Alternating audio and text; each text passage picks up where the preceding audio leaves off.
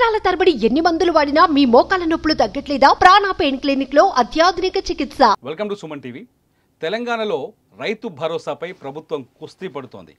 ఏ రైతుకి రైతు భరోసా అందించాలి, ఎవరికి అందించకూడదు, రైతు భరోసా పైన ఒక పాలసీని తయారు చేయడానికి ఇప్పటికే ప్రయత్నాలు మొదలుపెట్టింది. గ్రామీణ స్థాయిలో, క్షేత్రస్థాయిలో రైతుల అభిప్రాయాలను తెలుసుకుంటుంది.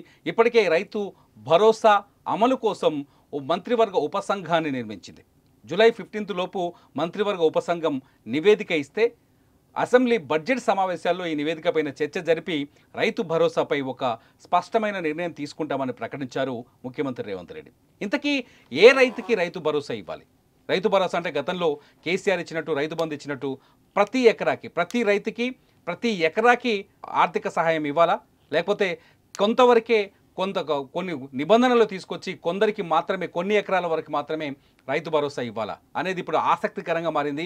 ప్రతి రైతు ఈ రైతు భరోసా పైన ఇవాళ చర్చ చేస్తున్నారు. ఈ అంశంపై మనతో మాట్లాడడానికి రిటైర్డ్ ఎంఆర్ఓ, రెవెన్యూ అధికారి బాలరాజు గారు సుమన్ టీవీ స్టూడియోలో ఉన్నారు. నమస్కారం సార్. సార్, ఈ రైతు భరోసా పైన ఆసక్తికరమైన చర్చ జరుగుతుంది రైతుల్లో. ముఖ్యంగా రైతులు రేవంత్ రెడ్డి ఎంత ఇస్తాడు, ఎన్ని ఎకరాలకు ఇస్తాడు, ఎవరికి ఇస్తాడు అనే క్వశ్చన్ చాలా పెద్దగా నడుస్తుంది సార్. నిజానికి గతంలో కేసీఆర్ రైతు బంధు తీసుకొచ్చారు. దేశంలో మొట్టమొదటిసారిగా రైతు బంధు పథకాన్ని ప్రవేశపెట్టింది కేసీఆర్. తెలంగాణలో చిన్న రైతు, పెద్ద రైతు అన్న తేడా లేకుండా ప్రతి రైతుకి ప్రతి ఎకరాకి రైతు బంధు ఇచ్చాడు. ఎకరాకి 5,000 చొప్పున, పంటకు 5,000 చొప్పున, సంవత్సరానికి 10,000 ఇచ్చారు. వీళ్ళు 15,000 చొప్పున ఇస్తామని చెప్పేసి మొన్న ఎన్నికల్లో హామీ ఇచ్చారు. నిజానికి గత పద్ధతిని పాటించినప్పుడు కొత్తగా ఇప్పుడు మంత్రివర్గ ఉపసంఘాన్ని ఏర్పాటు చేయాల్సిన అవసరం వచ్చింది.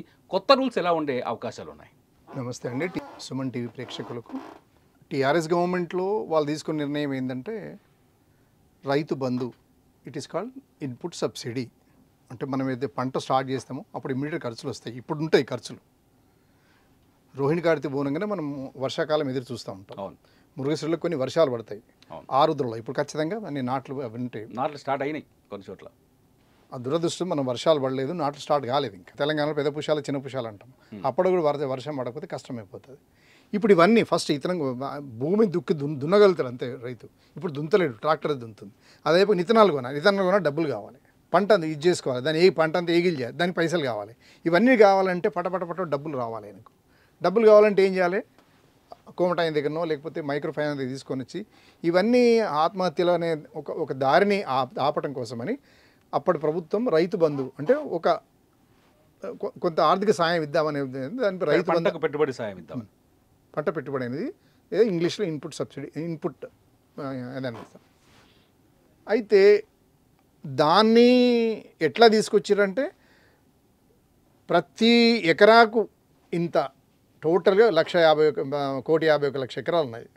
అందులో పంట పండేది ఎంత, అది ఎంత కాబట్టి ప్రతి ఎకరాకు పట్టేదారుకు 1 ఎకరా ఉన్నా సరే, ఎంత ఉన్నా సరే, ఎన్ని ఎకరాలు ఉంటే అన్నీ 10,000. ఓకే, వానకాలం 5,000, యాసంగి 5,000. ఈ రకంగా ఇచ్చి వాళ్ళను ఆదుకుంటానే ఒక మంచి ఉద్దేశంతోనే మొదలుపెట్టింది. దానికి ప్రతి సంవత్సరం 7,650 కోట్లు కేటాయించింది. అది నడుస్తూ ఉంది అప్పుడు. అయితే ఆ పేరును ప్రభుత్వం మారిన ప్రభుత్వం తన ఇష్టం కాబట్టి ఆ రైతు బంధును కాస్త రైతు భరోసా కింద పెట్టింది. వన్ అండ్ ద సేమ్, పేరు మార్పు. ఇప్పుడు ఇది ఎవరికి ఇవ్వాలనేది ప్రశ్న.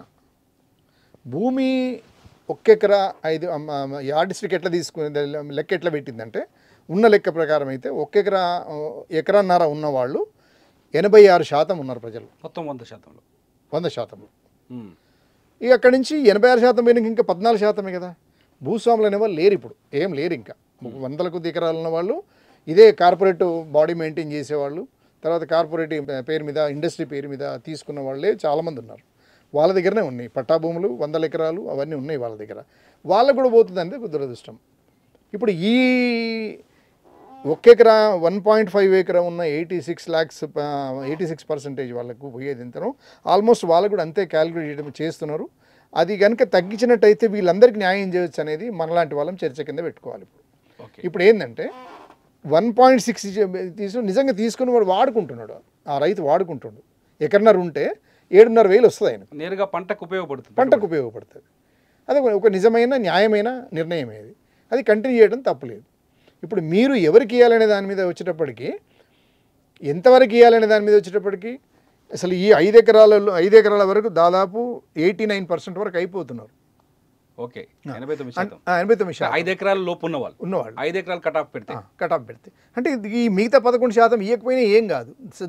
ఆ భూమి అవసరం లేదు నిజానికి. అవసరం లేదు. ఓకే వాళ్ళకి ఆపేయమనేది అన్ని రకాలుగా అందరూ విఘ్నులు బాగా ఎంతో నాలెడ్జ్ ఉన్న వాళ్ళు మాట్లాడగలిగే వాళ్ళు అందరూ కూడా ఒక చర్చ చేసేది ఏంటంటే 5 ఎకరాల వరకు ఖచ్చితంగా ఇవ్వండి, వాళ్ళకి టైం ప్రకారం ఇవ్వండి, ఇస్తే ఒక పని చేసుకుంటారనేది అది వచ్చింది.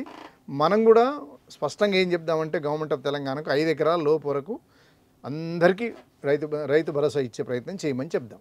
అయితే దాంతో పాటుగా ఈ అందరూ 1 ఎకరా 5 గుంటలు ఉన్న వాళ్ళందరూ కూడా పేదోళ్ళు గారు. కొంతమంది ప్రభుత్వ ఉద్యోగస్తులు ఉన్నారు, ఎగ్జాక్ట్లీ అక్కడికే వస్తున్నాను. కొంతమంది పెన్షనర్స్ ఉన్నారు.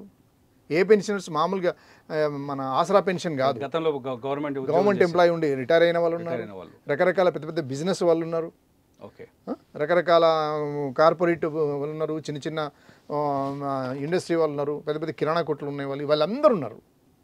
వాళ్ళందరినీ స్పెసిఫిక్గా ఏరేయచ్చు.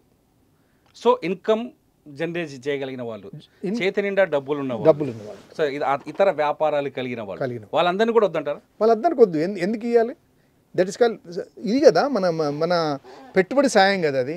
ఆ పెట్టుబడి పెట్టుకోగలుగుతాడు ఆయన. ఆ ఎకరా 2 ఎకరాలకు తన భూమికి ఖర్చు పెట్టుకోవడానికి ఎలిజిబిలిటీ ఉంటుంది, ఆ ఆర్థిక స్తోమత ఆయనకు ఉంటుంది. కాబట్టి ఆయనకి ఇవ్వాల్సిన అవసరం లేదని డిసైడ్ చేయొచ్చు మనం. దాని యాడ్స్కి ఏంటంటే గవర్నమెంట్ ఎంప్లాయీ ఉన్నాడు, ఒక అటెండర్ ఉంటాడు, ఆయనకు నెలకు ఎంత లేని 50,000 రూపాయల జీతం ఉంటున్నది. ఆయనకి 7,500 తీసుకొని ఏం చేసుకుంటాడు? ఆయన తీసుకొని అదనపు ఇన్కమ్ 50,000కి 7,500 అదనంగా జేబులో పెట్టుకోవడం తప్ప ఎందుకు పనికిరాదు ఆయనకు. కాబట్టి ఆయన ఇవ్వకపోవడమే మంచిది. అలాంటి వాళ్ళకు చాలామంది ఉన్నారు అట్లా. కనీసం ఒక 1,000 కోట్లు సేవ్ ఇప్పుడు గవర్నమెంట్ సేకరిస్తున్న క్షేత్రస్థాయి అభిప్రాయ సేకరణలో 10 ఎకరాలకి వరకు ఇవ్వాల్సిందే. 10 ఎకరాల వ్యవసాయం ద్వారా రైతుకు మిగిలేది ఏం లేదు. ఆయన భూస్వామి అయినా భూస్వామి కాకపోయినా వ్యవసాయం ద్వారా వచ్చే ఆదాయం ఏమీ ఉండదు. 10 ఎకరాల వరకు ఇవ్వాలని కొందరు చెప్తున్నారు. మరికొందరేమో సాగు చేసే భూమి ఎంతైనా కావచ్చు, సాగు చేయగలుగుతున్న భూమి మొత్తానికి ఖచ్చితంగా పంట సాయం అందించాల్సిందే, రైతు భరోసా ఇవ్వాల్సిందే అంటున్నారు. ఈ రెండు ప్రతిపాదనలు పరిశీలిస్తే తప్పులేదా? తిరుమల గారు, మీరు ఇక్కడి నుంచి నిజామాబాద్ వరకు వెళ్ళండి. Right side left side compound wall ఏమంటారు, ఇప్పుడు కొత్తగా వచ్చినాయి కదా లేటెస్ట్ సిస్టమ్, అవి కాంపౌండ్ వాల్ వేసి పెట్టుకున్నాడు. దానికి ఏం పంట గింట ఏం బండి ఆయన. హైదరాబాద్లో మంచి ఉద్యోగం ఉంటుంది, అది ఉంటుంది. దానికి రుణం తీసుకుంటుండే ఆయన. కానీ నాన్ అగ్రికల్చర్ కన్వర్ట్ చేసిండు. కొన్ని బోల్డెన్ లేఅవుట్స్ వచ్చినాయి. గవర్నమెంట్ దగ్గర డేటా ఖచ్చితంగా ఉంటుంది.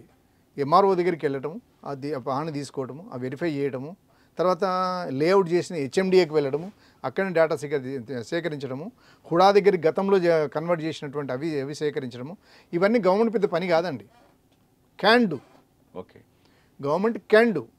వాళ్ళతో మాట వస్తుందో ఏమో, వాళ్ళ దగ్గర ఉండే క్యాడర్, వాళ్ళ మనుషుల ద్వారా నాకు ఓట్లు పోస్తాయేమో అనే ఒపీనియన్ ఉన్నదనుకో, ఖచ్చితంగా మనం ఫోర్గో కావాల్సిందే. కొంతమంది మొహమాటం కోసం మనం ఖజానాకు నష్టం చేసుకోకూడదు.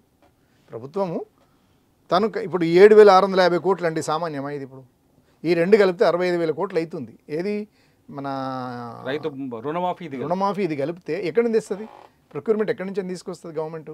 అన్నీ మళ్ళీ అన్ని రకాలుగా పెంచుకోవాలి కదా. ఇప్పుడు రేపు 10 పెంచుతామంటారు, ఇంకేదో పెంచితే ఇంకా అన్ని పెంచుతూనే ఉంటారు. అవన్నీ పెంచి తప్పేంటి అంటే సాగు చేసే భూమికే ఇవ్వాలి.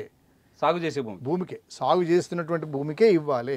కౌలు రైతులకు ఖచ్చితంగా మనం దృష్టిలో పెట్టుకోవాలి. వ్యవసాయం చేస్తున్నది వాళ్ళే ఇంత మనకు భోజనం పెడుతున్నారు. ఏదో ఒకటి గతంలో వైఎస్ రాజశేఖర గవర్నమెంట్ ఉన్నప్పుడు టెనెంట్ ఫార్మర్స్ అనేది కార్డు ఉండే, అది నేను ఇచ్చిన. నేను ఒక గ్రామంలో 800 కార్డులు, ఒక మండలంలో 850-900 ఇచ్చిన నేను రాజశేఖర గవర్నమెంట్ ఉన్నప్పుడు. అవి ఇచ్చినాం, అవన్నీ తీసుకున్నారు. తర్వాత జరిగింది ఏంటంటే, ఈ పట్టేదారులంతా కౌలుదారులను చూసి భయపడ్డారు. రేపు ఈ సెమీ డాక్యుమెంట్ కనుక ఏదైనా చేస్తే నా పట్టదారు నష్టమవుతుందేమో, ఆయన కౌలు చేసుకుంటుంది కాబట్టి ఆయన పక్షం ఏమైనా అయిద్దేమో, అది కోర్టుకు వెళ్తే నాకేమన్నా భరోసా తగ్గుతుందేమో భయంతో అది ఇవ్వడం మానేసిండ్రు. సార్, ఇక్కడ మీరు 5 ఎకరాల వరకు ఇస్తే సరైన న్యాయం జరుగుతుందంటారు. 5 ఎకరాల కంటే ఎక్కువ ఉన్న వాళ్ళకి ఇస్తే న్యాయం చేసినట్టు కాదు అంటున్నారు. ఓకే, ఎంతవరకు క్లారిటీ ఉంది? గవర్నమెంట్ గత ఎన్నికల మేనిఫెస్టోలో కౌలు రైతులకు కూడా మేము ఆర్థిక సాయం అందిస్తామన్నారు. 12,000 రూపాయల వరకు ఏదో ప్రకటించారు. అది ఎలా గుర్తిస్తారు సార్? కౌలు రైతు నేరుగా ఎట్లా లబ్ధి పొందుతాడు? ఎందుకంటే చాలామంది రైతులు మీరు ఇంతకుముందు చెప్పినట్టు హైదరాబాద్లో ఉంటారు, వాళ్ళ భూమి ఊళ్ళో ఉంటుంది. ఆ డబ్బులు వచ్చి రైతు భరోసా డబ్బులు వచ్చి ఆయన అకౌంట్లో పడతారు. ఇప్పుడు నేను హైదరాబాద్ ఉద్యోగం చేసుకుంటున్నాను, ఊళ్ళో ఎవరో వ్యవసాయం చేస్తారు, డబ్బులు మాత్రం నా అకౌంట్లో పడతాయి. అప్పుడు కౌలు రైతుకి ఎలా అందుతుంది ఆర్థిక సాయం? అందుకనే ఆ గతంలో పహాణి రాసేవాళ్ళం. పహాణి ఉండగా ఏంటంటే పట్టేదారు తిరుమల్, కౌలుదారు ఫలానా వ్యక్తి, ఫలానా మిత్రుడు, ఇది ఈ రకంగా తీసుకొని ఆ డేటా ఉండేది ఆ రోజుల్లో. దానికి స్పెసిఫిక్గా ఈ రోజుల్లో ఏం లేదు. ఓకే, యంత్రాంగం అంతా లేదు ఇప్పుడు. ఆ గుర్తించగలిగే ఎవరు పట్టేదారు ఎవరు, కౌలుదారు ఎవరు, రెండు కాలమ్స్ ఉండేది. ఇదే 11వ కాలం ఉంటే అది 13వ కాలంలో ఉండేది, ఎవరికి ఆక్రమణదారు ఎవరు అని. ఓకే, ఆ డేటా లేనప్పుడు మనం ఏం చేయలేము దానికి కొన్నిటికి. సో కష్టమే కౌలు రైతులకి. కౌలు రైతులు గుర్తించడం అంటే అతను వ్యవసాయం కనీసం అతనికి ఏదన్నా ఒకటి ఇవ్వాలి, ఒక గ్యారంటీ కార్డు, అతను అమ్ముకోవడానికి. ఇది పట్టదారు కాకుంటే అతనిది ఒక అడవి బతికే. ఎవరిది? కౌలు రైతుది. ఓకే, ఆయనకు 12,000 ఇస్తా అన్నారు, కానీ దానికి మొడాలిటీస్ ఎట్లా వర్కౌట్ చేస్తారో నాకేం అర్థం కాలే. ఈ 15,000 ఎక్కడి నుంచి ఇస్తాడు, ఆ 12,000 ఎక్కడి నుంచి ఇస్తాడు? ఒకటే భూమికి ఇద్దరికి ఇచ్చే అవకాశం ఉందా? ఇద్దరికి ఎట్లా ఇస్తారు? ఇద్దరికి అది ఇప్పుడు ఆయన ఇస్తున్న హామీ ప్రకారం ఇద్దరికి ఇవ్వాలి ఇప్పుడు. ఓకే, ఇప్పుడు పట్టేదారు మీరు చేసేది ఏంది? ఏ రకమైన రికార్డ్ ఎవిడెన్స్ లేదు. ఓకే, రికార్డ్ ఎవిడెన్స్ తిరుమల గారు ఆయనకున్న 10 ఎకరాలల్లో ఆయననే వ్యవసాయం చేస్తుండనే రికార్డ్ ఎక్కడ లేదు. కానీ రామయ్య చేస్తున్నాడు. కానీ రామయ్యకు 12,000 ఇస్తాడు, కానీ ఇచ్చేటట్టుంటే మీకు ఇవ్వకూడదు. మీకు ఇస్తే ఆయనకి ఇస్తా అంటే ఏమైతే దాదాపు 90,000 కోట్లు అదనంగా అవుతుంది గవర్నమెంట్కు. ఓకే, ఎక్కడి నుంచి తెస్తారు? ఒక ఎకరాకి 2 సార్లు ఇవ్వాల్సి వస్తుంది మరి.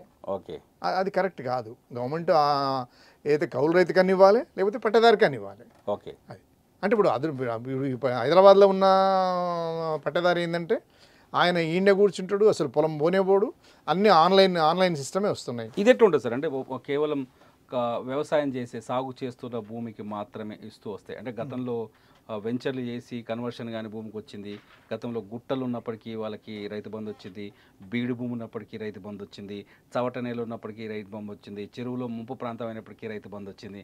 పాస్ పుస్తకం ఆధారంగా పాస్ పుస్తకంలో ఎంత భూమి ఉంటే అంత భూమికి రైతు బంధు ఇచ్చారు. ఇప్పుడు సాగు చేసే భూమికే ఇవ్వాల్సి వచ్చింది అనుకో, దాన్ని ఎలా గుర్తించాల్సి వస్తుంది? అది ఇప్పుడు యంత్రాంగం లేదు. ఓకే, యంత్రాంగం లేదు. నట్షల్గా ఎప్పటికప్పుడు ఆన్ ద స్పాట్లో తీసుకోవాలనుకుంటే కన్వర్షన్ ఆఫ్ ల్యాండ్స్ ఆడియో దగ్గర లిస్ట్ ఉంటుంది మొత్తం. ఇప్పుడు ఎంఆర్ఓ దగ్గరనే ఉంది. ఏ భూమి కన్వర్ట్ అయిందని అది వెతకాలి.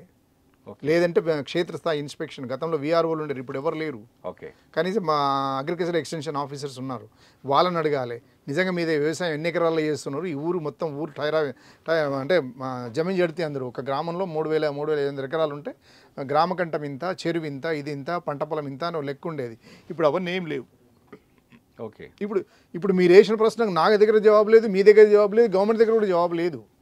వాస్తవానికి పంట వేసేదానికి పడి ఉన్న పాడా ఉన్న భూమికి, గల్స్ భూమికి, మన చుట్టుముట్టు ప్రీకాస్ట్తో బౌండరీ ఫిక్స్ చేసుకున్న వాటికి ఇవ్వద్దు అని అంటే ఎవరు గుర్తించాలి? ఒకరు చెప్పాలి కదా. అక్కడ ఇది ప్రీకాస్ట్ అయ్యింది కాబట్టి, ప్రీకాస్ట్ అయి ఉన్నది కాబట్టి, ప్రీకాస్ట్ ల్యాండ్ ఉన్నది కదా, దీనికి వద్దు అని చెప్పేవాళ్ళు కావాలి కదా, ప్రాక్టికల్గా రిపోర్ట్ ఇచ్చేవాళ్ళు కావాలి కదా. ఇప్పుడు అంటే ఈ రూల్స్ అన్ని చూస్తున్నాం, కానీ ఇప్పుడు మీరు చెప్పిన డేటా ప్రకారం చూస్తే రైతు బంధు జూలై 15 వరకు వీళ్ళు ఒక నివేదిక ఇచ్చే అవకాశం ఉంది. ఈ పంటకు వస్తుంది అంటారు సార్? అవకాశం ఉందా? చేస్తాను, నమ్మాలి మనం అంతే. ఇంకా కొన్ని గవర్నమెంట్ మారింది కదా, ఈ యంత్రాంగము లేకపోతే లేదు, కష్టమే, కానీ చేస్తారని ఆశిద్దాం అంతే. ఇక అట్లీస్ట్ ఆగస్టు వరకైనా కంప్లీట్ అయిద్దామని అనుకుందాం అంతే. సో మొత్తానికైతే కండిషన్స్ అయితే అప్లై. వితౌట్ కండిషన్స్ ఎట్లా ఇస్తారు? అన్నీ ఇచ్చేయలేరు కదా. రెండు ఇవ్వాలి, అటు మాఫీ చేయాలి, ఇటు మళ్ళీ ఇది చేయాలి. రెండు అంటే ఇది కదా ఎట్ ఏ టైం. ఇప్పుడు 3,700 కోట్లు ఇవ్వాలి ఇప్పుడు ఇమీడియట్గా, అదొకటి ఇవ్వాలి. మళ్ళీ ఇది ఎట్ ఏ టైం అని అంటే దాదాపు 31,000 crores, 1,000 కోట్లు, అన్నీ వేలే కదా. ఓకే సార్, రైతు భరోసాకి సంబంధించిన చాలా కొంత డేటాని రైతుల కోసం అందించినందుకు thank you very much sir. దానికి రైతు భరోసా 5 ఎకరాల వరకు అయితే చాలా సులభంగా అందించవచ్చు. 5 ఎకరాలు దాటిన వారికి రైతు భరోసా కింద ఆర్థిక సాయం అందించాల్సిన అవసరం లేదంటూ మేధావి వర్గం నుంచి అభిప్రాయం వ్యక్తమవుతుంది. చూస్తూనే ఉండండి సుమన్ టీవీ. సుమన్ టీవీలో మీ పర్సనల్ అండ్ బిజినెస్ ప్రమోషన్స్ కోసం కింది నెంబర్కి కాంటాక్ట్ చేయండి.